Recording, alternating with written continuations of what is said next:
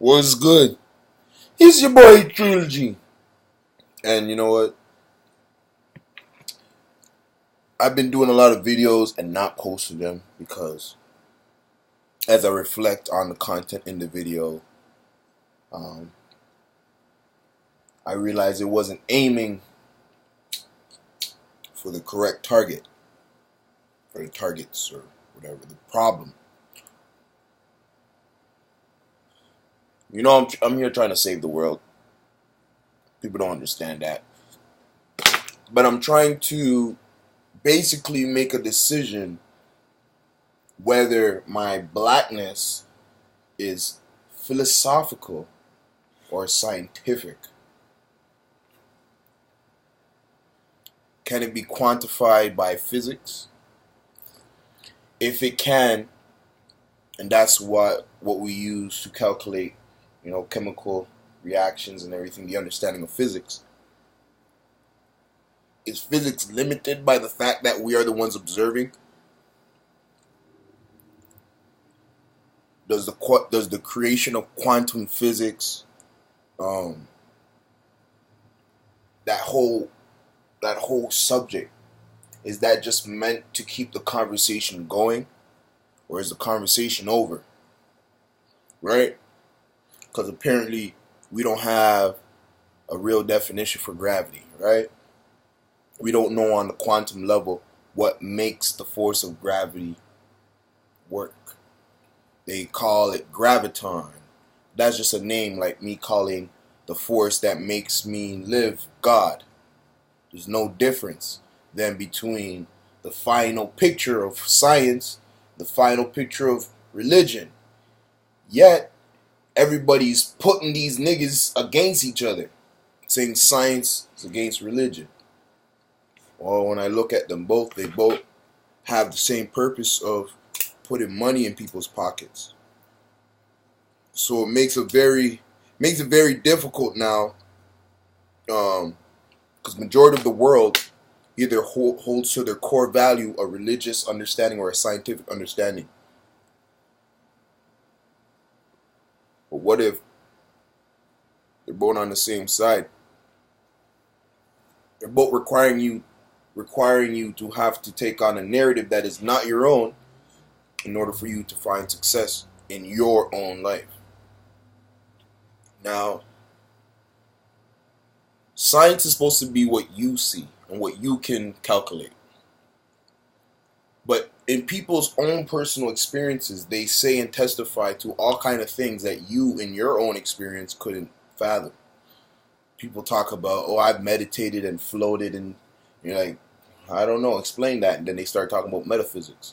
But I could easily destroy metaphysics. I could easily destroy quantum physics. I could easily destroy almost every single piece of ideology, including my own, using words and logic. But I think the point of being a conscious being is the ability to ignore logic. That every other being on this planet, birds, whatever, if they're conscious or not, that they are following logic. The most logical thing is to allow your animal nature to run at all times. That would be, in a sense, the most logical thing. Then the question is our mind part of the animal nature? Is our mind a separate being which creates our consciousness, is like outside of the physical realm? Or are these are just processes of our brain to have conscious thought, to believe that we're having conscious thought, to believe that anything that we're doing is of our own will, is of our own desire, that we're unique. All these different thoughts that the being may have of themselves. So, but then it makes me even think deeper, like, we were all raised. Is the understanding of having conscious thought from being raised? From, having... They say that a baby sees this world in, what, 2D? And it's not until its eyes develop that it understands three-dimensional. Maybe the real world is 2D.